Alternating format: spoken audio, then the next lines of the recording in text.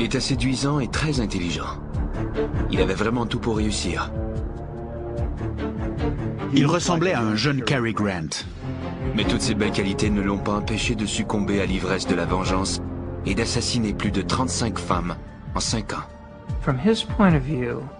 Pour lui, l'ultime plaisir sexuel, c'était une jolie femme menottée, terrorisée, qui savait qu'elle allait mourir.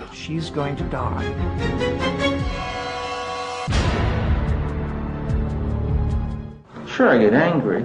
Very, very angry and indignant. I don't like being locked up for something I didn't do, and I don't like my liberty taken away, and I don't like being treated like an animal, and I don't like people walking around and ogling me like I'm some sort of weirdo, because I'm not.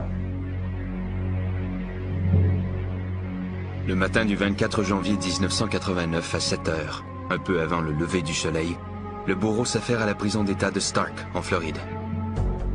Plusieurs ont attendu ce jour et redouté qu'il ne vienne jamais. Aujourd'hui, Ted Bundy, le plus célèbre tueur en série des États-Unis, sera exécuté. Après 10 ans dans le couloir de la mort, Bundy va être exécuté pour le meurtre en 1978 de Kimberly Leach, une jeune fille de 12 ans. Il avoue aussi avoir tué plus de 30 autres femmes. Son empreinte sanglante couvre 5 États. L'État de Washington, l'Oregon, l'Utah, l'Idaho et le Colorado. Depuis sa capture en 1976, Bundy capte l'attention de tous les médias.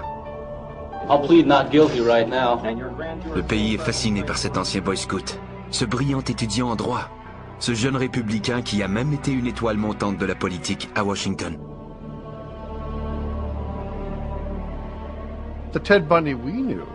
Le Ted Bundy que nous avons connu, avant qu'il ne soit arrêté et accusé, était un type très bien.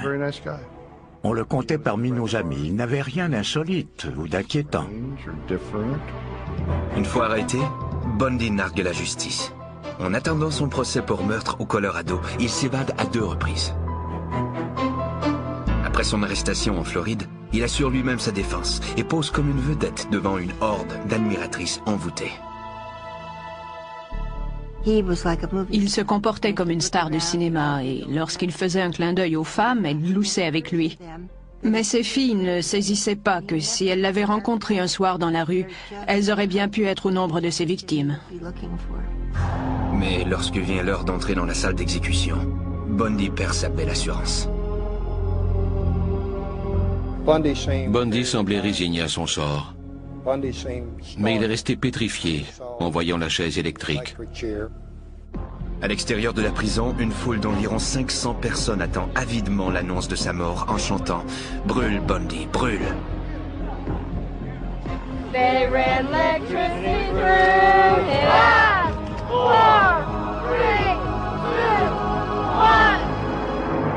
À 7h16, un bourreau anonyme appuie sur le bouton. Un courant de 2000 volts traverse le corps de Bundy. 60 secondes plus tard, un des pires tueurs en série de tous les temps est déclaré mort.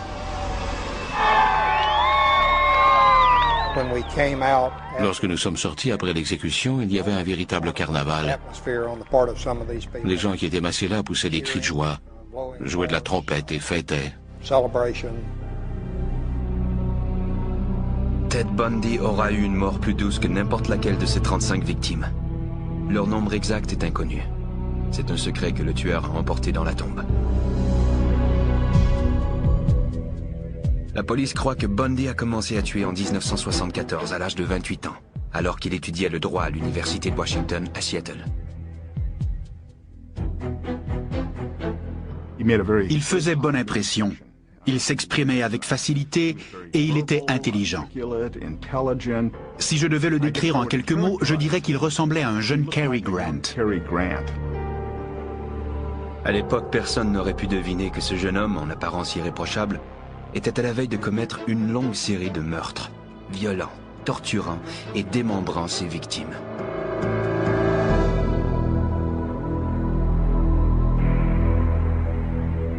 Le 4 janvier 1974, peu après minuit, Ted Bundy s'approche de la fenêtre de la chambre de Johnny Lance, 18 ans, qui fréquente la même université que lui. La chambre est au sous-sol.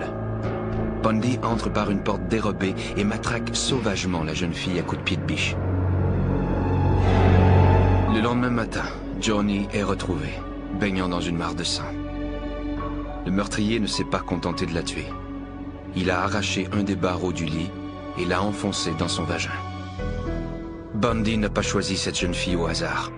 Toutes ses victimes ont en commun certaines caractéristiques physiques. Johnny avait notamment des cheveux longs séparés au centre. Il faudra plusieurs années avant que la police ne comprenne pourquoi ce détail anodin déclenche chez Bundy l'envie de tuer. Linda Ann Healy étudie à l'université de Washington. Elle complète sa majeure en psychologie. Le 31 janvier 1974, alors qu'elle dort dans son lit, Bundy force sa porte. Il l'assomme, l'enveloppe dans ses draps et la transporte silencieusement hors de la maison. Il faudra 1 an avant qu'on ne retrouve sa tête et les autres parties de son corps. Une question hante les enquêteurs et tous ceux qui ont essayé de comprendre les motifs du meurtrier. Comment un jeune homme aussi charmant et intelligent que Bundy a-t-il pu commettre des actes aussi effroyables sur des personnes qu'il ne connaissait même pas?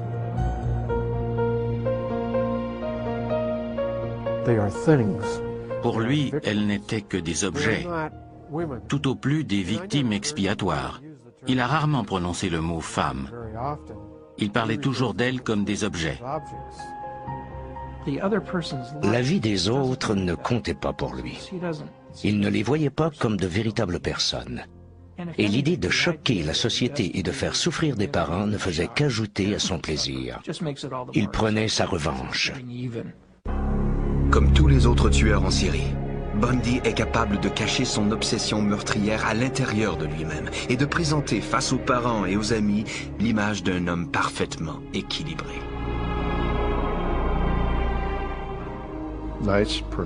Un gentil garçon, agréable à fréquenter, et que nous connaissions un peu professionnellement. Je le voyais comme un jeune homme plein d'avenir, quelqu'un qui réussirait. Un des aspects essentiels de son masque était la sincérité. Il semblait incarner la franchise. Mais les apparences sont trompeuses, et Bundy était passé maître dans l'art de tromper ses semblables. Évidemment, à l'époque, je n'ai pas vu que c'était un masque minutieusement mis au point, dont il se servait dans ses échanges sociaux. Je n'ai jamais entrevu le monstre qui se cachait derrière ce masque. Le monstre qui se réveille en 1974 sommeille depuis longtemps derrière ce masque. Peut-être même depuis la petite enfance. Il m'a toujours semblé que son enfance, son apparence normale, cachait une grande hostilité envers quelqu'un, probablement sa mère.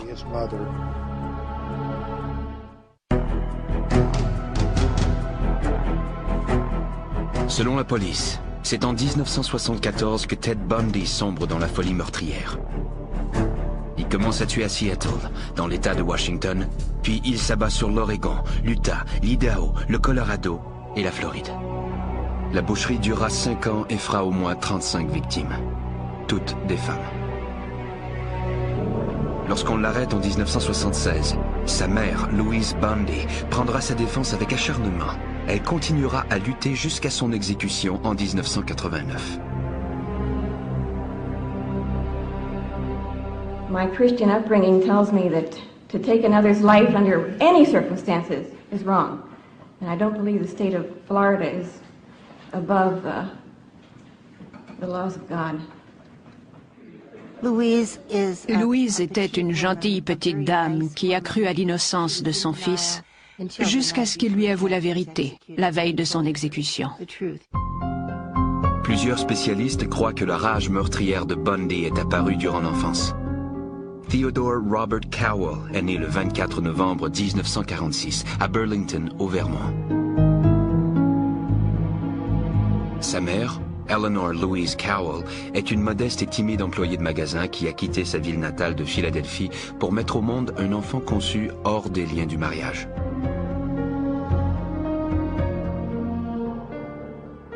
Ted était un enfant illégitime né dans une maison pour filles mères.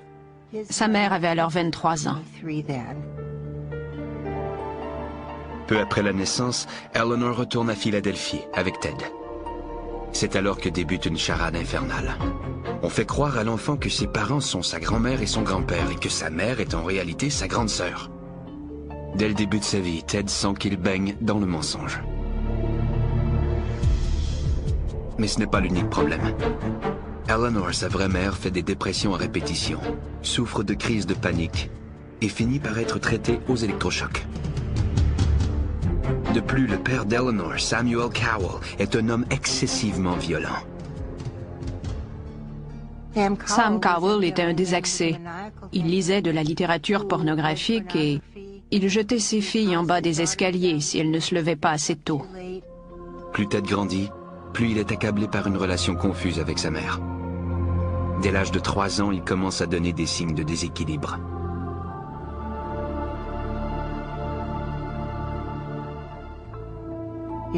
Un jour, sa tante faisait la sieste. En s'éveillant, elle constate que Ted avait sorti tous les couteaux de cuisine et qu'il les avait disposés autour d'elle pour que les lames soient pointées vers elle. Inquiète du comportement de son fils et désireuse d'échapper à l'emprise de son père, Eleanor déménage à Tacoma, Washington, tout près de chez son oncle Jack Cowell. Ted avouera plus tard qu'il a été anéanti quand il a dû s'éloigner de celui qui croyait être son père. À Tacoma, Eleanor se fait appeler Louise, son second prénom, et travaille comme secrétaire au conseil des églises. Un soir, elle fait la rencontre de John Culpeper Bundy, cuisinier dans un hôpital. Un an plus tard, ils se marient et Ted se voit octroyer le nom qu'il portera jusqu'à sa mort, Theodore Robert Bundy. Mais Ted n'a pas d'affinité avec John.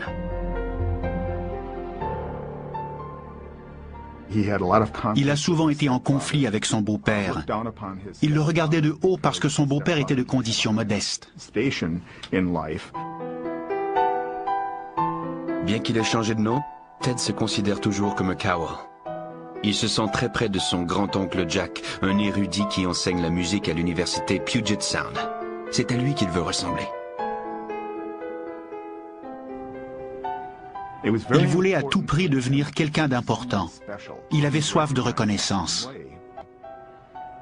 Au cours des 10 années suivantes, 2 frères et 2 sœurs s'ajoutent à la famille Bundy. Mais Ted garde ses distances face à eux et à son beau-père. John s'occupait d'une troupe scout, mais Ted a toujours refusé d'aller camper. Il semblait refuser tout contact avec son beau-père.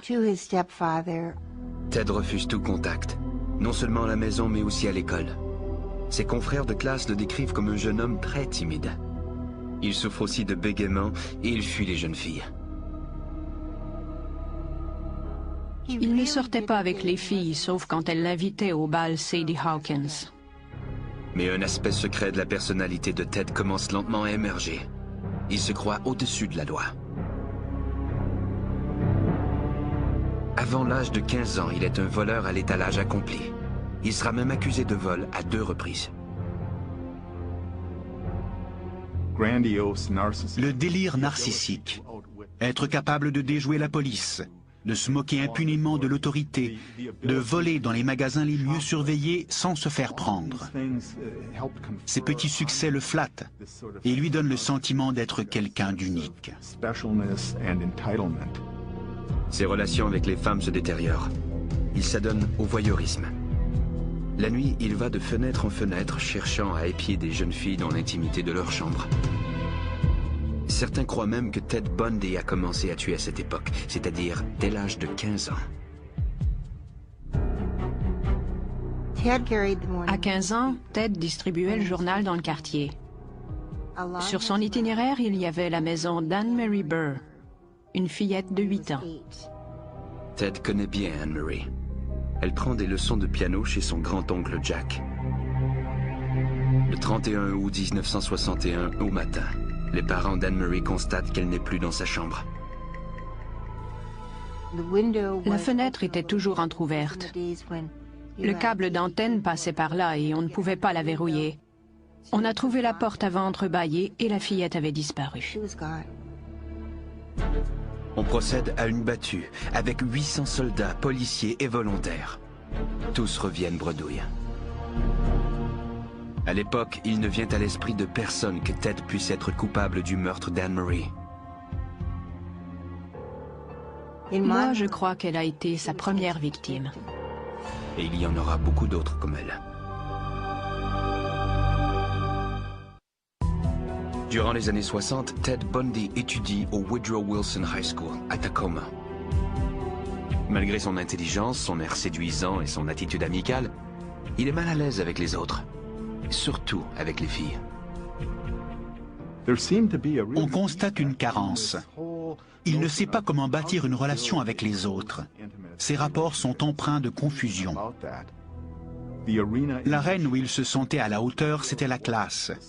Durant les cours, il pouvait manifester ses aptitudes verbales et impressionner les professeurs. Il termine ses études secondaires en 1965 avec la mention « Bien ». Il entre ensuite à l'université de Puget Sound, mais il se sent anonyme et perdu sur l'immense campus. Dans son fort intérieur, Ted ne se sentait pas à la hauteur. Mais il pouvait faire illusion et donner l'impression qu'il était sûr de lui. Perpétuant l'illusion, il s'inscrit en 1967 au programme d'études orientales de l'Université de Washington pour y apprendre le chinois. Il se donne aussi une nouvelle personnalité. L'ancien Ted était timide et renfermé. Le nouveau sera spirituel, sympathique et plein d'assurance. La supercherie vient près de réussir. À l'université, Ted rencontre Stephanie Brooks. Il est séduit par ses cheveux longs, séparés au centre. Stephanie vient d'une famille riche. Elle est raffinée. Elle a une grande expérience du monde. Elle est tout ce que Ted voudrait être.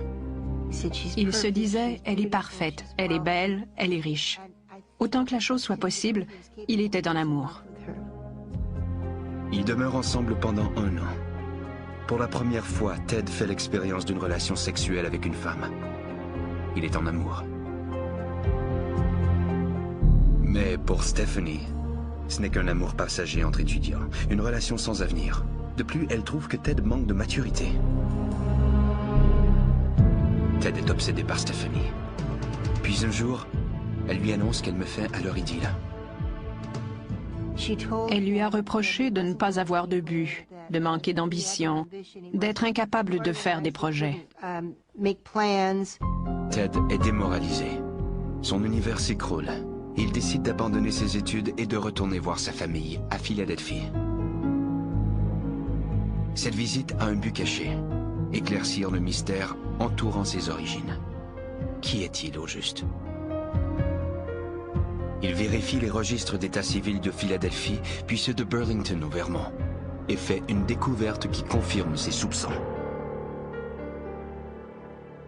Il a découvert que la femme qui prétendait être sa sœur était en réalité sa mère.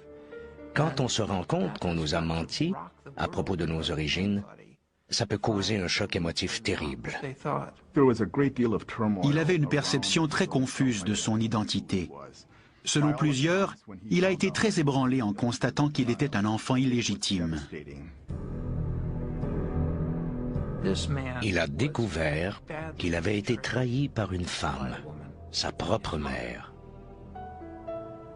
Et il a fait cette terrible découverte au moment où il vivait sa première peine d'amour, alors qu'il se sentait rejeté par la femme qu'il aimait.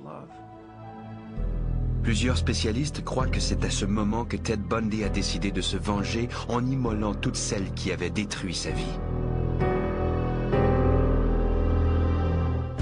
Mu par une froide résolution, il retourne à l'université de Washington, loue une chambre dans les environs et suit des cours en psychologie.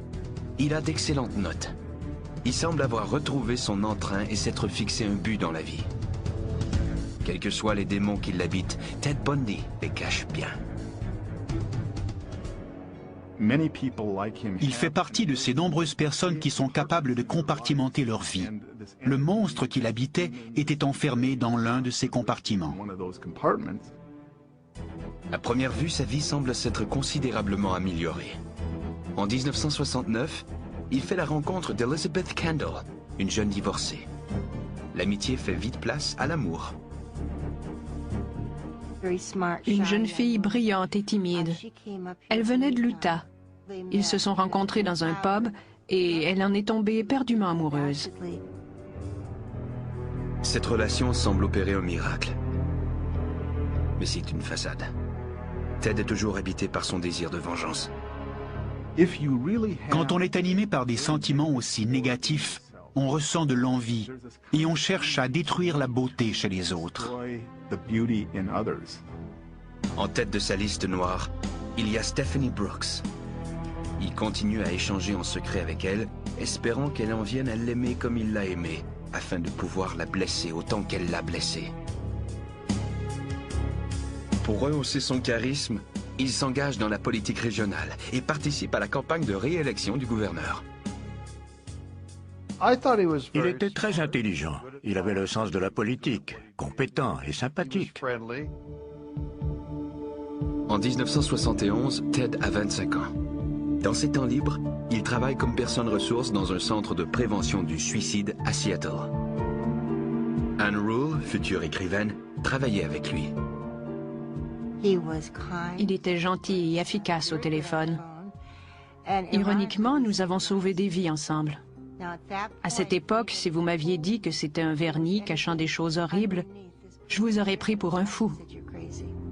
Ted et moi étions enfermés pendant des heures dans une maison victorienne semblable à celle du film Psychose.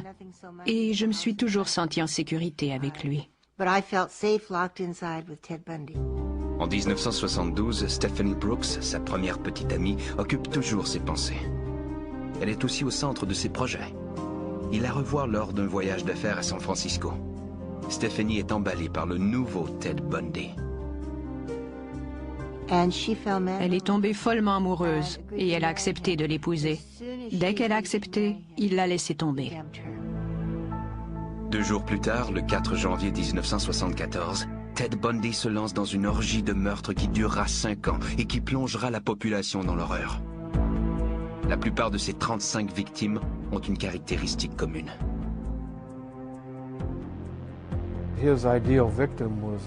Ses victimes étaient toutes des femmes assez jolies et plutôt frêles, avec des cheveux longs séparés au milieu. Elles sont toutes le portrait de Stephanie Brooks. Le 4 janvier 1974, quelques jours après avoir rompu avec Stephanie Brooks, Ted Bundy libère le monstre qui sommeille en lui. En 6 mois, 8 femmes disparaissent des campus des universités de l'État de Washington, de l'Oregon et de l'Utah. Je crois qu'il était en chasse 24 heures sur 24 et qu'il choisissait minutieusement ses proies.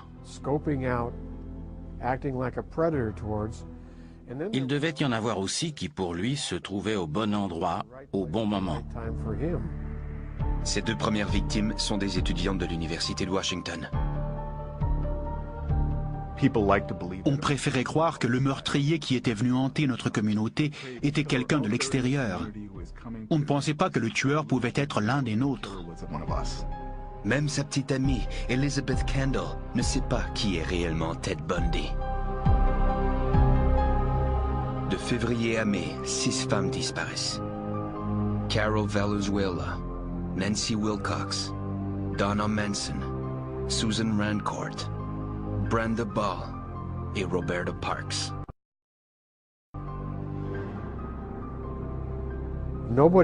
On n'a pas pu faire de lien car les meurtres avaient eu lieu dans des juridictions différentes. C'était un mystère. Comment des jeunes filles pouvaient-elles disparaître ainsi? Elles parcouraient à peine 10 mètres sur le campus et, pouf, elles s'évaporaient. Comment était-ce possible? Elle s'appelait Georgine Hawkins. Des années plus tard, alors qu'il est incarcéré, Bundy décrit les méthodes employées pour attirer et capturer ses victimes. Il exploite d'abord leur sensibilité en prétendant qu'il est blessé. Il choisissait toujours des jeunes filles serviables. Il marchait avec des béquilles. Il échappait un livre et il leur disait Pourriez-vous m'aider à transporter ça jusqu'à ma voiture? C'est ainsi qu'il procède avec Georgine Hawkins.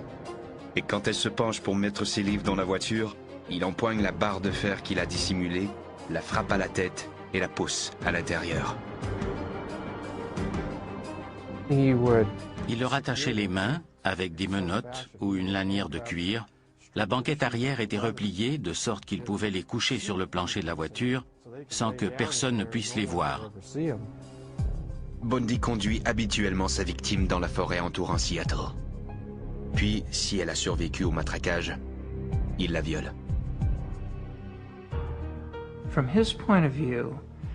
Pour lui, l'ultime plaisir sexuel, c'était une jolie femme menottée, terrorisée, qui savait qu'elle allait mourir. Un jour, dans le couloir de la mort, quelqu'un lui demande ce qu'il ressent lorsqu'il tue. Il a répondu « Le meurtre n'a rien à voir avec le désir ou la violence.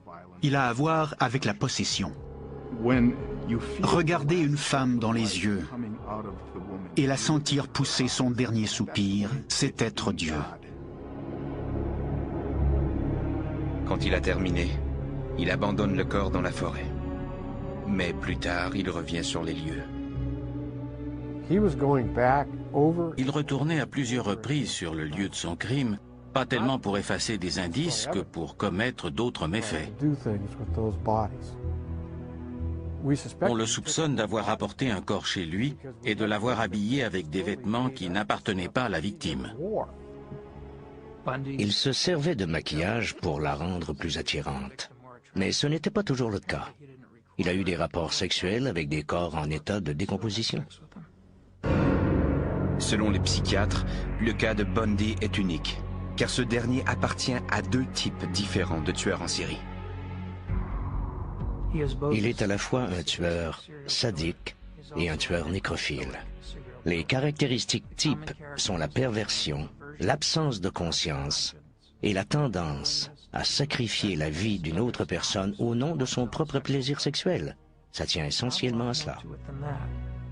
Après 8 meurtres, Ted Bundy est maintenant un tueur expérimenté. En juillet 1974, son obsession le pousse à assassiner 2 femmes en une même journée.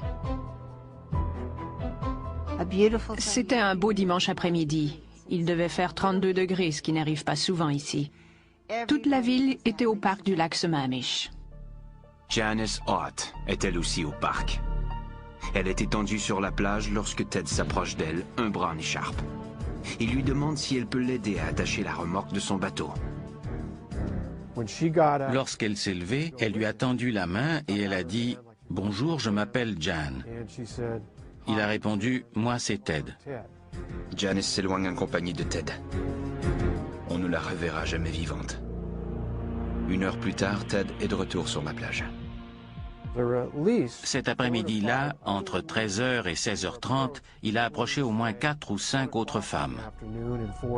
Mais quelque chose chez Ted les dérange. Denise Naslund, elle, est moins méfiante. Vers 17h, elle se dirige vers les toilettes de la plage.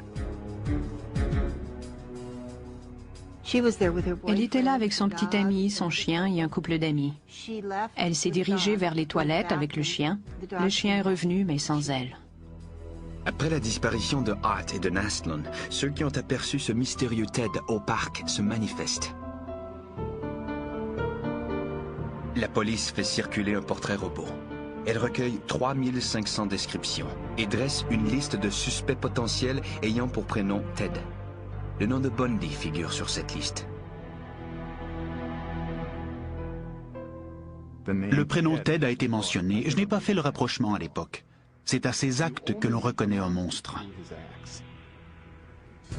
Entre 1973 et 1974, le monstre travaillait pour l'Office de planification de la justice du comté de King. Il effectuait une recherche sur les violeurs et leurs victimes. Mais il étudiait en même temps, secrètement, les méthodes que la police utilisait pour dépister les violeurs.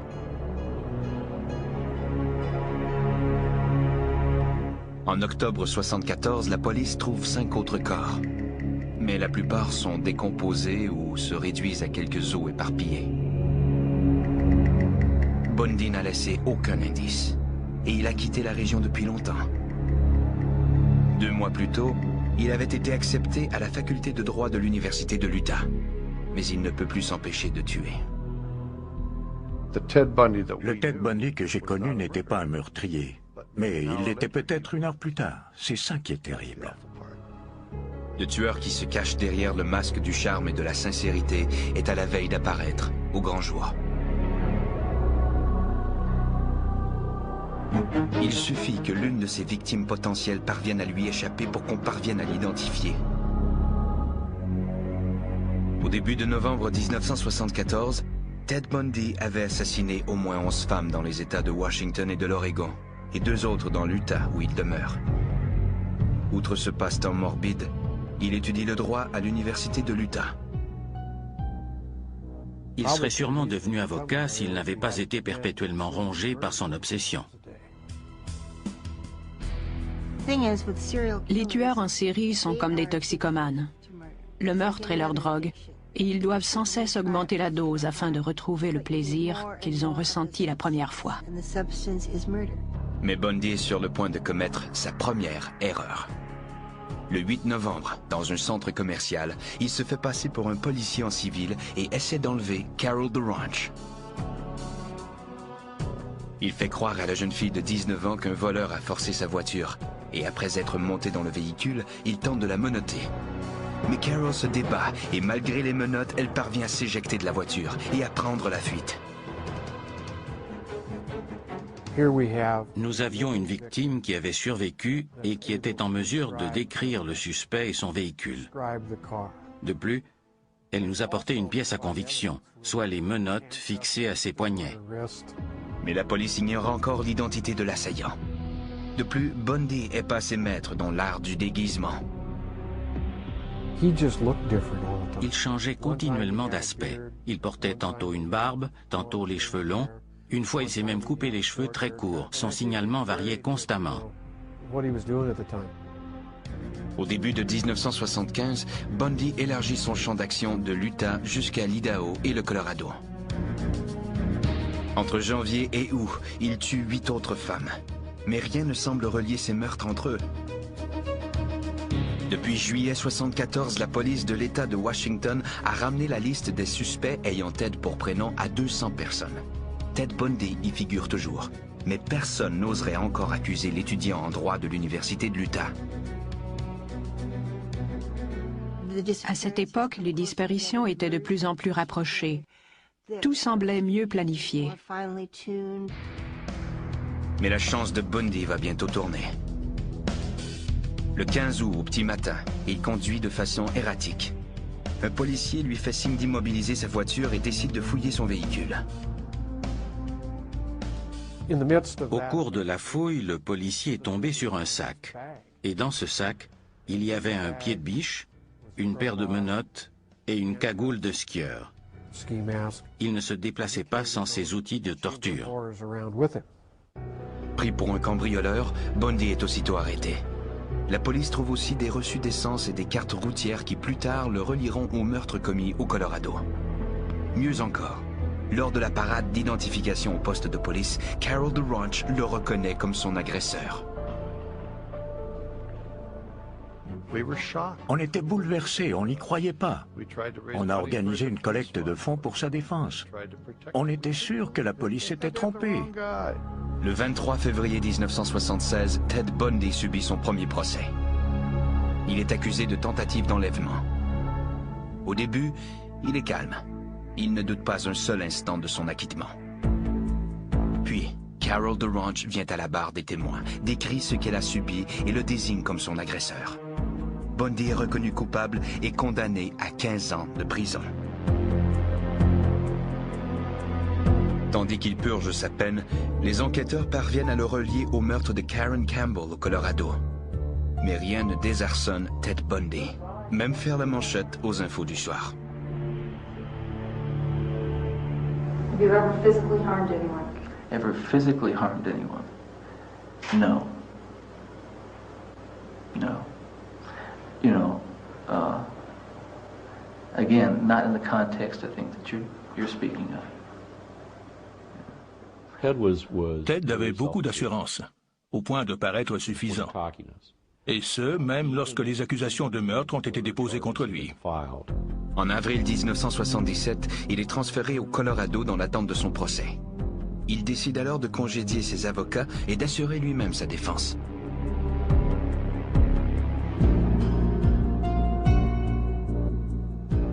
Bundy avait une confiance totale en ses facultés.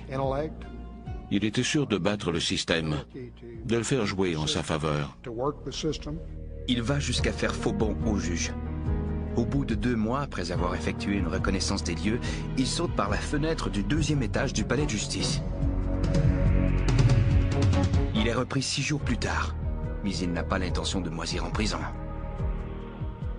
I've matured in the past year. Believe me, I've grown in the past year, and I've learned a lot of things about myself in the past year. My only misgivings is that I might never be in a position to apply it, you know, on the streets where I'd like to apply it. Mais il le fera tout de même.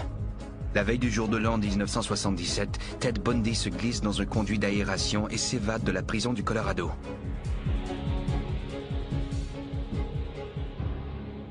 Il s'est faufilé par le plafond de sa cellule jusque chez les gardiens et il est sorti à la faveur d'une tempête. De nouveau libre, Ted Bundy va retrouver ses démons intacts. Après une évasion spectaculaire, Ted Bundy se réfugie en Floride. Il est maintenant sur la liste des criminels les plus recherchés du FBI, ce qui flatte sûrement son ego. Il adorait ça. Provoquer la répulsion lui donnait du plaisir. Il change de nom, se fait pousser la barbe et hante le campus de l'Université d'État de la Floride, à Tallahassee. Le 8 janvier, comme il l'a dit dans sa confession, il est arrivé en ville déterminé à se conformer à la loi. Mais il sera incapable de tenir sa promesse. Moins de 2 semaines après son évasion, soit le 15 janvier 1978, peu après minuit, sur le campus de l'université, Bundy s'introduit dans la résidence de l'association Chi Omega. Profitant du sommeil des occupantes, il se glisse de chambre en chambre, matraque, viole et assassine Lisa Levy et Margaret Bowman. Il s'attaque aussi à Karen Chandler et Kathy Kleiner, sans parvenir à les tuer. Je crois qu'il avait l'intention de les tuer toutes. Mais Bundy n'en a pas encore terminé. À moins de 2 kilomètres de là, il pénètre dans l'appartement de Cheryl Thomas et la frappe sauvagement. Quoique laissée pour morte, cette 5e victime de la nuit survivra à ses blessures. Il ne ressentait pas de culpabilité. Ce sentiment lui était étranger. Il se sentait justifié d'infliger ce châtiment aux femmes à cause de ce qu'elles lui avaient fait. 3 semaines plus tard, il tue de nouveau. Cette fois, sa victime est une jeune fille de 12 ans. Kimberly Leach est une jolie étudiante du 1er cycle, appréciée de tous ses camarades. Elle est enlevée, violemment battue et tuée. Le 15 février 1978, un patrouilleur s'approche d'une coccinelle Volkswagen déclarée volée. Ted a tenté de s'enfuir à pied. Il y a eu affrontement, des coups de feu ont été tirés et le policier est parvenu à lui mettre la main au collet. Bundy est arrêté et identifié. Dans les mois qui suivent, les enquêteurs de la Floride trouvent des indices le reliant au meurtre de Kimberly Leach et des jeunes filles de la résidence Chi Omega. Quoique d'autres États réclament son extradition, le premier procès a lieu en Floride, le 7 juillet 1979. You're going to represent yourself or you're going to get another attorney? I'm staying with the man I know best right now, and that's me. Bundy assure sa défense dans le procès pour les meurtres de Chi Omega. Il a recueilli les dépositions des témoins et présenté ses requêtes. Et je les ai traitées sur une base strictement professionnelle. Mais lorsqu'il interroge un policier à propos de la scène du crime, le masque tombe et pendant un moment, les jurés contemplent le vrai visage de Ted Bundy. Il s'est approché des jurés et on les voyait reculer sur leurs chaises à mesure qu'il avançait. Puis il a prié le policier de raconter sans omettre un seul détail ce qu'il avait vu, en soulevant les draps qui recouvraient les cadavres. Tout le monde, que ce soit dans l'enceinte du tribunal ou devant leur téléviseur, a compris qu'il cherchait à revivre l'événement. 2 semaines plus tard, Bundy est reconnu coupable des meurtres de Lisa Levy et Margaret Bowman et condamné à mort. En janvier 1980, Bundy est accusé du meurtre de Kimberly Leach. Il est de nouveau reconnu coupable et condamné à mort.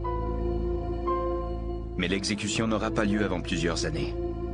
Durant les 9 années suivantes, Ted Bundy utilise tous les recours possibles pour en appeler de sa condamnation. Il obtient de multiples sursis de dernière minute, parfois même juste avant l'exécution. Finalement, une fois tous les recours épuisés, l'exécution est fixée au mois de janvier 1989. Pour repousser la mort, Bundy déclare alors aux autorités qu'il est prêt à fournir des informations sur des meurtres non résolus. Il leur a donné juste assez de détails pour éveiller leur intérêt et leur montrer qu'il était sérieux. Puis il a dit aux enquêteurs qu'ils devaient contacter les autorités de la Floride et faire retarder l'exécution. Il a dit qu'il avait besoin de plus de temps, qu'il ne pouvait pas tout leur raconter en un seul jour. S'ils voulaient en savoir plus, ils devraient d'abord repousser l'exécution et il leur fournirait tous les détails. C'était une tentative désespérée pour gagner du temps. Je crois que Bundy a cru jusqu'à la dernière minute, jusqu'au matin même de l'exécution, qu'il pourrait repousser l'inévitable. Mais il n'a pas pu. Le 24 janvier 1989, à l'âge de 41 ans, Ted Bundy, le jeune homme brillant et séduisant qui aurait pu réussir tout ce qu'il aurait entrepris, mais qui a préféré devenir un monstre sanguinaire aveuglé par un sentiment de vengeance obsessionnelle, meurt sur la chaise électrique. La vraie question n'est pas quel souvenir conserver de Ted Bundy, c'est plutôt quel souvenir conserver de ces jeunes filles fauchées dans la fleur de l'âge. Le monde était à leurs pieds, l'avenir leur appartenait. Combien de familles ont été plongées dans le désarroi, détruites par ces tragédies. Malheureusement, nous nous rappellerons de Ted Bundy, mais moi, je préfère me souvenir de ces jeunes filles.